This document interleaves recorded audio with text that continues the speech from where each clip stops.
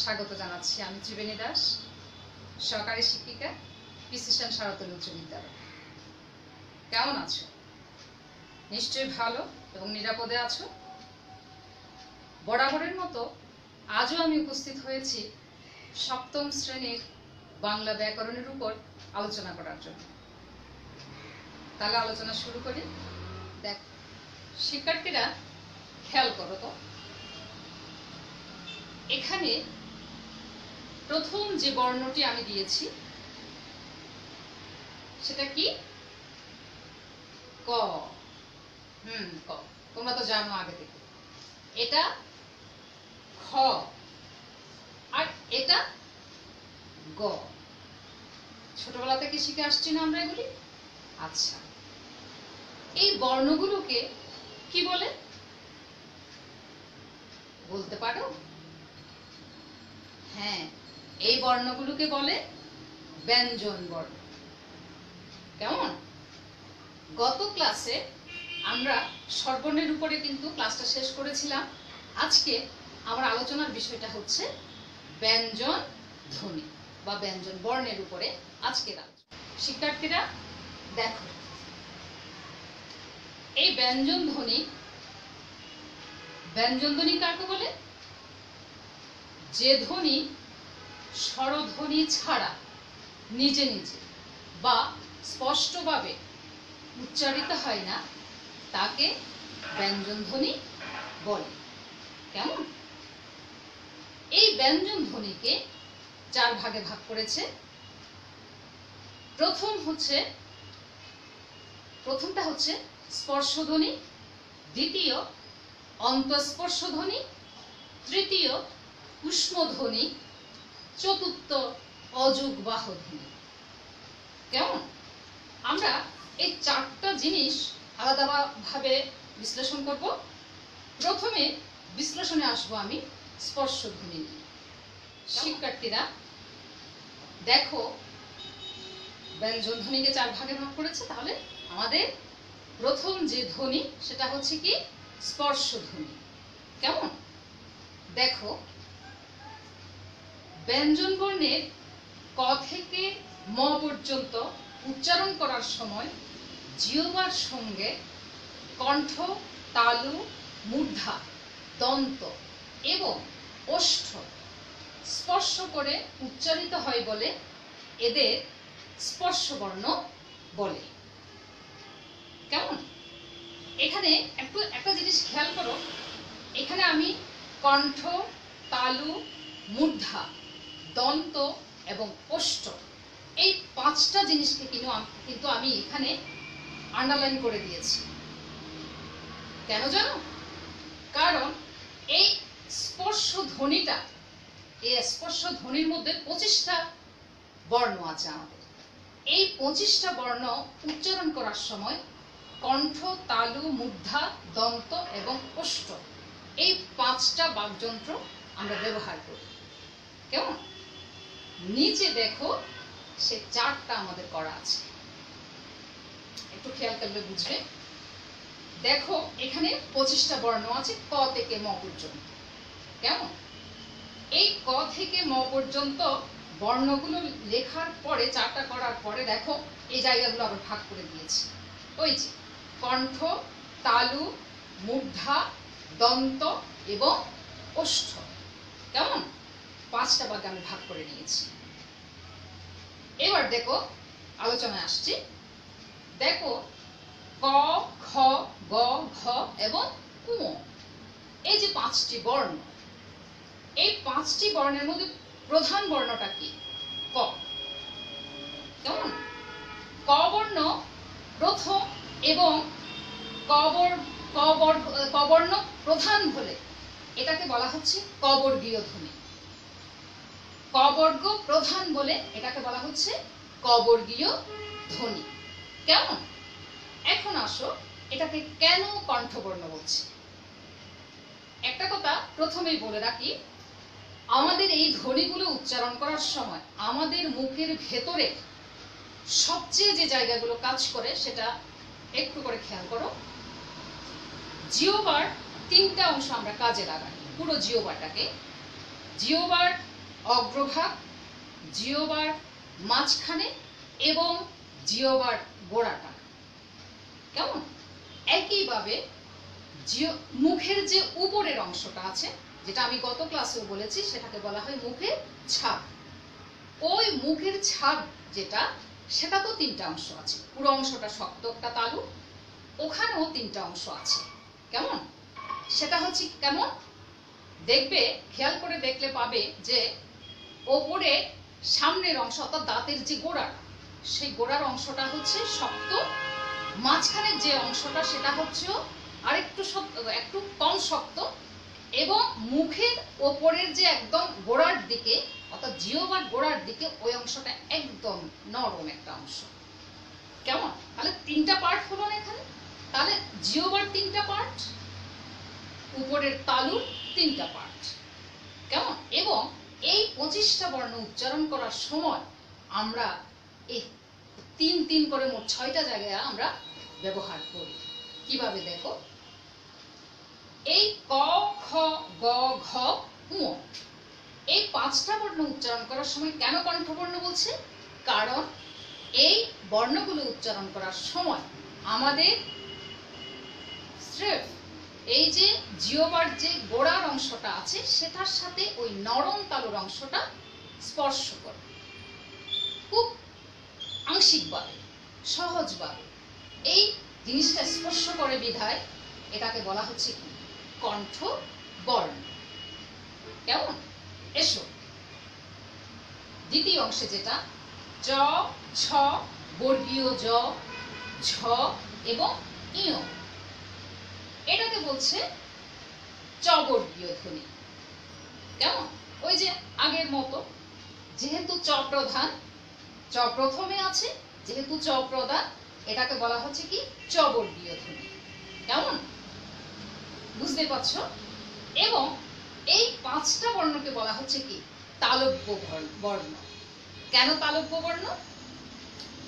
এই চ, ছ, বর্গীয় জ, ঝ এবং ইয়, এই 5টা বর্ণ উচ্চারণ করার সময় আমাদের জিহ্বার মাঝখানের অংশটা, দাঁতের যে শক্ত অংশটা আছে, দাঁতের গোড়ার উপরের তালুর যে শক্ত অংশটা আছে, সেই জায়গাটায় আমরা স্পর্শ করি।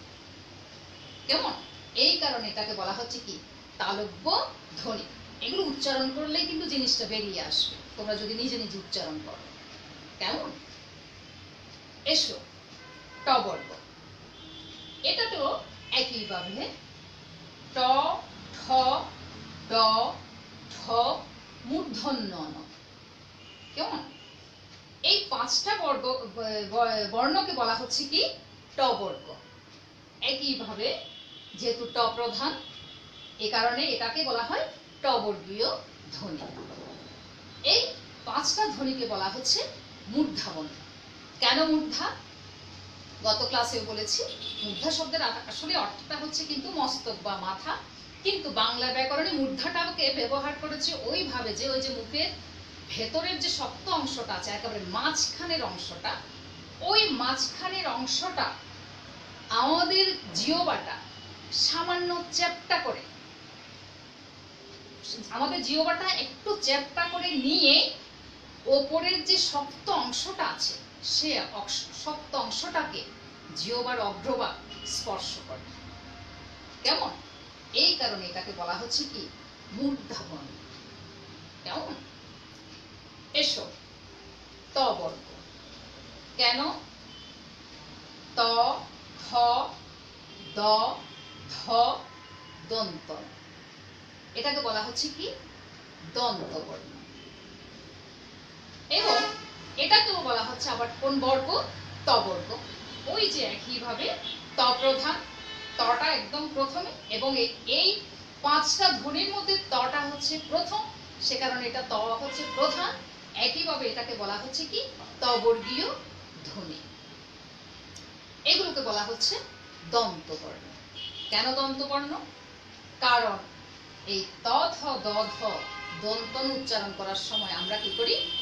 জিহ্বার অগ্রভাগটা আমাদের দাঁতের একদম গোড়া যেটা আছে ওই অংশটা শুধুমাত্র আমরা স্পর্শ করি। এটাকে দন্ত প্রধান ধ্বনি এগুলোকে বলা হয়। কেমন?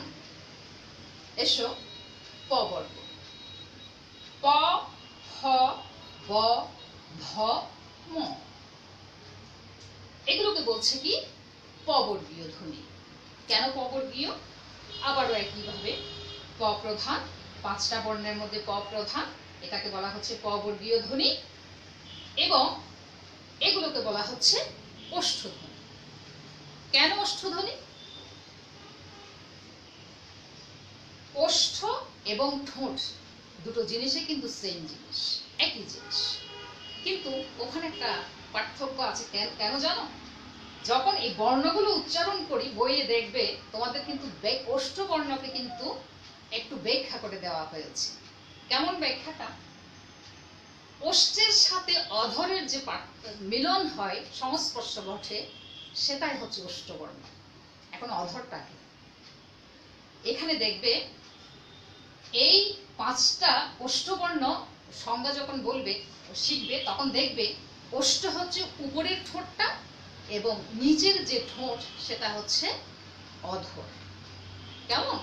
সেই উপরের ঠোঁটের সাথে যখন নিচের ঠোঁটের স্পর্শ ঘটে তখনই হয় কি ওষ্ঠবর্ণ। বাসায় বসে এটা অনুশীলন করলে পারবে। প, ফ, ব, ব, ম। কেমন? এবং আমাদের এই ধ্বনির মধ্যে যে 39টা ব্যঞ্জন ধ্বনি আছে, সেই 39টা ব্যঞ্জন ধ্বনি আমাদের 25টা এই বর্ণগুলোকে বলা হয় বর্গীয় ধ্বনি বলা হয়। এই 25টা ধ্বনিকে বর্গীয় ধ্বনি বলা হয়। এবং একটু করে সবসময় মনে রাখবে জিনিসটা, ক, চ, ট, ত, প। ক, চ, ট, ত, প, ক, চ, ট, ত, প, এই 5টাই হচ্ছে বর্গীয় ধ্বনি। কেমন? এতটুকু পর্যন্ত আমরা আলোচনা করলাম। নিচে দেখতে পাচ্ছ একটা জিনিস শিক্ষার্থীরা, এখানে লেখা আছে অঘোষ অল্প প্রাণ, অঘোষ মহাপ্রাণ, ঘোষ মহাপ্রাণ, ঘোষ অল্প প্রাণ, নাসিক প্রথম। কেমন লেখা আছে না? আমাদের এখন আলোচনা করব এই অঘোষ, ঘোষ এবং অল্প প্রাণ, এই জিনিসটা নিয়ে আমরা আলোচনা করব। কেন বলি? এই 25টা বর্ণের মধ্যে কিন্তু এই জিনিসগুলো এখানে আছে। কেমন? তাই এখানের আলোচনায় আমি এই বিষয়টা নিয়ে আসছি। প্রথমে আমরা একটু খেয়াল করি এখানে অঘোষ বর্ণটা কি। এই বর্ণের মধ্যে অঘোষ বর্ণটা কি?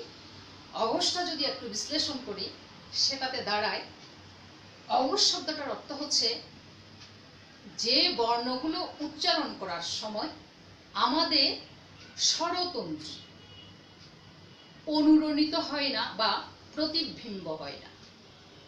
স্বরতন্ত্রে আমি গত ক্লাসে কিন্তু আলোচনা করেছিলাম যে গলার আওয়াজটা, এটা হচ্ছে স্বরতন্ত্রে অনুরণিত বা প্রতিবিম্ব হয় না, সেটাই হচ্ছে অঘোষ ধ্বনি।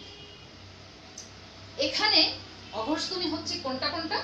বর্গের প্রথম এবং দ্বিতীয়, এই দুটো বর্ণ হচ্ছে অঘোষ ধ্বনি।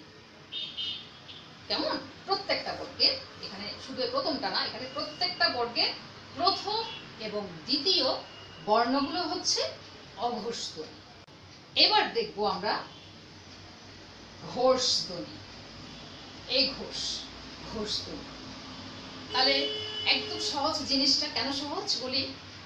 অঘোষের বিপরীতটাই হচ্ছে ঘোষ। আমি বললে বুঝতে পারবে। অর্থাৎ যে ধ্বনি উচ্চারণ করার সময় স্বরতন্ত্রে অনুরণিত হয় সেটাই হচ্ছে ঘোষ ধ্বনি। আবারও বলছি, সেই অনুরণিত শব্দের অর্থ হচ্ছে আমাদের স্বরতন্ত্রটা প্রতিবিম্ব হয়, সেটাই হচ্ছে ঘোষ ধ্বনি। কেমন? ঘোষ ধ্বনি কোনগুলো? এই ঘোষ ধ্বনি হচ্ছে গ, ঘ, উ। ভাষায় অনুশীলন করবে, বিষয়টা নিয়ে বুঝবে। বুঝতে পেরেছ? তাহলে অঘোষ ধ্বনি এবং ঘোষ ধ্বনি। কেমন? এবার দেখবো আমরা এই অল্প প্রাণ, এই মহাপ্রাণ। একটু করে দেখি এই অল্প প্রাণ ধ্বনিটা কেমন। দেখো, অল্প প্রাণ, প্রাণ এই শব্দটাকে যদি একদম সহজ করে যদি আমরা বলি, অল্প মানে কম, প্রাণ বায়ু, যদি এই শব্দটাকে একদম সহজ করে ভাঙি অর্থটা দাঁড়ায় এটা, কিন্তু ব্যাকরণের ভাষায় এটাকে বলছে কি অল্প প্রাণ। যে ধ্বনি উচ্চারণের সময় বাতাসে স্বল্পতা থাকে, অর্থাৎ যে ধ্বনি উচ্চারণ করার সময় বাতাসের আধিক্য কম থাকে, একদম সহজ ভাষায় বলছি এটা, বাতাসের আধিক্য কম থাকে, সেটাই হচ্ছে অল্প প্রাণ। অল্প প্রাণ কোনগুলো বর্ণ? ক, গ, ম। প্রথম, তৃতীয়, পঞ্চম। দেখো তো, একটু অনুশীলন করে দেখো তো বসে। ক একদম সাবলীল ভাবে আমি কিন্তু উচ্চারণ করেছি, গ সাবলীল, এখানে কিন্তু কোনো বাতাসের প্রয়োজন হয়নি। উ একই ভাবে। কেমন? এবার দেখবো আমরা মহাপ্রাণ, আবারও অল্প প্রাণের বিপরীতে। কেমন? যে বর্ণগুলো উচ্চারণ করার সময় বাতাসের আধিক্য থাকে বা বাতাসের চাপ থাকে, সেটাই হচ্ছে মহাপ্রাণ। মহা বিশাল, বিরাট, হ্যাঁ, এটাই। সে বর্ণগুলো কোনগুলো? সে বর্ণগুলো হচ্ছে দ্বিতীয় এবং তৃতীয় বর্ণ। কেমন? এটাই হচ্ছে মহাপ্রাণ। বুঝতে পেরেছ? এবার আমরা একটা কাজ করব, এই যে জিনিসগুলো লিখলাম, অঘোষ অল্প প্রাণ, অঘোষ মহাপ্রাণ, ঘোষ অল্প প্রাণ, ঘোষ মহাপ্রাণ, ঘোষ অল্প প্রাণ নাসিক্য, এই জায়গাটাতে আমি একটু পরে আসছি। আমি এই চারটা জিনিস আগে একটু মিলিয়ে দিই তোমাদেরকে। কেমন? কিভাবে দেখো, অঘোষ অল্প প্রাণ একদম সিরিয়ালি দেখো, ক চ ট ত প, ওই যে বর্গের প্রথম এবং দ্বিতীয় ধ্বনি আমি বলেছিলাম অঘোষের বেলায়, এই জায়গাটা এবার মিলাও। অঘোষ অল্প প্রাণ, ক চ ট ত প। অঘোষ মহাপ্রাণ, খ ছ ঠ থ ফ। কেমন? ঘোষ অল্প প্রাণ কোনগুলো? গ বর্গীয় জ, ড, দ এবং ব। কেমন? এবার দেখো ঘোষ মহাপ্রাণ, ঘ, ছ, ড, ঢ, ধ এবং ভ। এগুলো হচ্ছে ঘোষ মহাপ্রাণ। আরেকটা জিনিস রয়ে গেল না, সেটা হচ্ছে কি ঘোষ অল্প প্রাণ নাসিক। এটা ঘোষও আবার অল্প প্রাণও আবার নাসিক। তাহলে এই যে সংজ্ঞাগুলো বলেছিলাম মনে আছে না তোমাদের? এগুলো কোনগুলো? এগুলো হচ্ছে এই পাঁচটি বর্ণ, উ, ই, মূর্ধন্য ন, দন্ত ন এবং ম। এই পাঁচটা বর্ণকে বলা হয় ঘোষ অল্প প্রাণ নাসিক্য। আসলে এই পাঁচটা বর্ণকে কিন্তু অনুনাসিক বর্ণ বলা হয়। এখানে এগুলোকে কেন নাসিক্য বর্ণ বলছে? অর্থাৎ তাই বলে কি আমাদের মুখের ভেতরের যে অংশটা আছে সেটাকে কাজ করে না? অবশ্যই করে, কিন্তু এখানে নাক দিয়ে যে বাতাসটা আমরা বের করি, এই বর্ণগুলো উচ্চারণ করার সময় সে বাতাসে আধিক্যটা থাকে, এই কারণে এই বর্ণগুলোকে বলছে নাসিক্য বর্ণ। একটু খেয়াল করবে, ম, ই, মূর্ধন্য ন, দন্ত ন, ম। কেমন? তাহলে নিশ্চয়ই বুঝতে পেরেছো শিক্ষার্থীরা? ওই যে আমরা ব্যঞ্জন ধ্বনিকে চার ভাগে ভাগ করেছিলাম না? স্পর্শ ধ্বনি, উষ্ম ধ্বনি, অন্তঃস্পর্শ ধ্বনি এবং অযোগবাহু ধ্বনি, তাই না? আমি আলোচনা করেছি স্পর্শ ধ্বনিটা পুরোটাই আলোচনা করেছি। এবার আলোচনা করব উষ্ম ধ্বনি, অন্তঃস্পর্শ ধ্বনি এবং অযোগবাহ ধ্বনি। কি কি আমরা দেখব? উষ্মধ্বনি। উষ্মধ্বনিটা কেমন? যেসব ধ্বনি উচ্চারণ করার সময় আমরা শ্বাস প্রশ্বাস যতক্ষণ খুশি ধরে রাখতে পারি তাকে উষ্মধ্বনি বলে। যেমন তালব্য স, মূর্ধন্য স, দন্ত স এবং হ। একটু দেখি আমরা এই চারটা ধ্বনি আমরা যখন উচ্চারণ করি, চাইলে কিন্তু আমি চাইলে ছেড়েও দিতে পারি শ্বাসটা, আবার চাইলে শ্বাসটাকে কিন্তু প্রলম্বিত করতে পারি। কেমন? দেখি তো, তালব্য স, এই উচ্চারণটা করার সময় আমার বাতাস কিন্তু অনেক দূর পর্যন্ত বেরিয়ে যাচ্ছে মুখ থেকে। একইভাবে মূর্ধন্য স, দন্ত স, হ। চাইলে এটাকে আমরা কমিয়ে নিতে পারি, চাইলে কিন্তু বাড়াতে পারি। তবে এই বর্ণগুলো উচ্চারণটাই হচ্ছে কিন্তু প্রলম্বিত করা, বাতাস প্রলম্বিত করার মতো এগুলো ধ্বনি। কেমন? তারপরে দেখব অন্তঃস্পর্শ ধ্বনি। সেটা কেমন? যে ধ্বনি উচ্চারণে স্পর্শ উষ্ম ধ্বনির মাঝামাঝি তাকে অন্তঃস্পর্শ ধ্বনি বলে। এটা কেমন? যে ধ্বনি উচ্চারণ স্পর্শ উষ্ম ধ্বনি। আমরা কিন্তু স্পর্শ ধ্বনি উচ্চারণ করেছিলাম যে স্পর্শ ধ্বনির সময় 25টা বর্ণের কিন্তু আমাদের মুখে কিন্তু অনেক বাকযন্ত্র আমরা ব্যবহার করেছিলাম। সেটাই হচ্ছে স্পর্শ ধ্বনি, ছিল 25টা বর্ণ। সেই 25টা বর্ণ এবং এদিকে উষ্ম বর্ণের এই যে 4টা বর্ণ আছে, 25টার কত? 29টা। সেই 29 ধ্বনির মাঝামাঝি অবস্থানটাই হচ্ছে অন্তঃস্পর্শ ধ্বনি। বুঝতে পারছো বিষয়টা? অর্থাৎ স্পর্শ ধ্বনি যে 25টা বর্ণ আমরা ধ্বনি উচ্চারণ করেছিলাম, সেই 25টা ধ্বনি যে বাকযন্ত্রগুলো ব্যবহার করেছিলাম এবং উষ্ম ধ্বনিতে যে 4টা ধ্বনি উচ্চারণ করেছিলাম, এখানে বাকযন্ত্রের অনেক কিছু আমরা ব্যবহার করেছি। এই 29টা বর্ণের মাঝামাঝি যে অবস্থান করে যে কি? অন্তস্থ জ, বৈশূন্য র, ল এবং ব। সে কারণে বলছে কি, যে ধ্বনি উচ্চারণ স্পর্শ ও উষ্ম ধ্বনির মাঝামাঝি, এটাই হচ্ছে অন্তঃস্পর্শ ধ্বনি। এবার দেখব অযোগবাহ বর্ণটা। সেটা কেমন?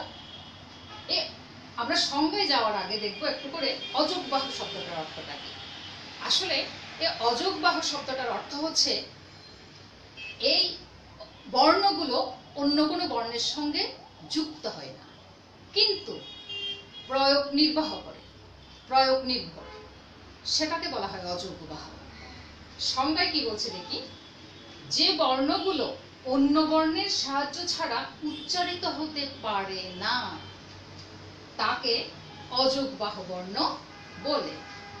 যেমন অনুস্বর, বিসর্গ এবং চন্দ্রবিন্দু। এই বর্ণগুলোকে কিন্তু আবার পরাশ্রয়ী বর্ণ বলা হয়। কেমন?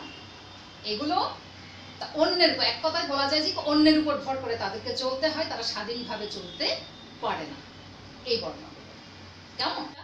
তোমরা বাড়ির কাজটা দেখো, বাড়ির কাজ করবে, ব্যঞ্জন ধ্বনির উচ্চারণ স্থান ও বৈশিষ্ট্যগুলো দেখাও। কেমন? বাড়িতে বসে তোমরা চেষ্টা করবে এবং বইয়ের সহায়তা নেবে। ঠিক আছে? তাহলে বিষয়গুলো আরো তোমাদের কাছে পরিষ্কার। শিক্ষার্থীরা, আশা করি আজকের আলোচনা থেকে কিছু জানতে পেরেছো। আরো কিছু যদি জানার থাকে তাহলে চট্টগ্রাম অনলাইন স্কুলের পেজে কমেন্টস করতে পারো। এসো সবাই করোনাকে সামনে নিয়ে বলি, ভয় নয়, সচেতনতায় জয়। সবার সুস্বাস্থ্য ও নিরাপদ জীবন কামনা করি। ধন্যবাদ সকলকে।